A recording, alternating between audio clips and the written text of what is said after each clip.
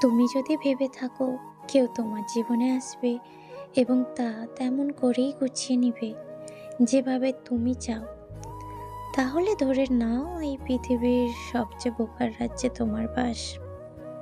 জানো তো, এই তিক্তময় বাস্তবতার শহরে তোমার তুমি ছাড়া তোমাকে বোঝার মতন কেউ থাকে না।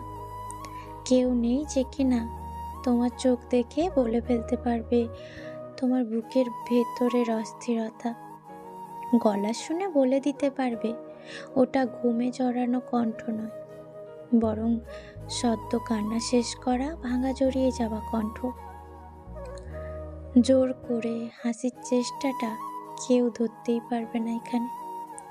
এই যে চোখ দেখে মন পড়ে ফেলা, ভাঙা কণ্ঠ শুনে মন খারাপ বোঝা, নীরবতা দেখে বিষণ্ণতা ধরে ফেলা, ওসব তো গল্প কাহিনী বইই মানায়। বাস্তবতায় ওসবের ছিটে ফোটা লেশ মাত্র পাওয়া যায় না।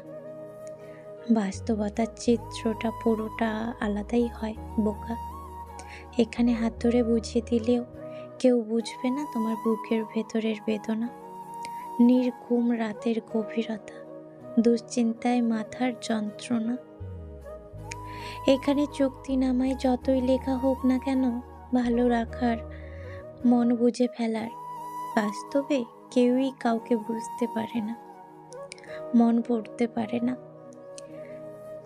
যেহেতু নিজেকে বোঝার ক্ষমতা তোমার তুমির বাইরে কারোর থাকে না, সেহেতু মনকে ভালো রাখার পথটা নিজেকে খুঁজেই নিয়ে তাকে ভালো রাখতে হয়, যত্নে সামলাতে হয়।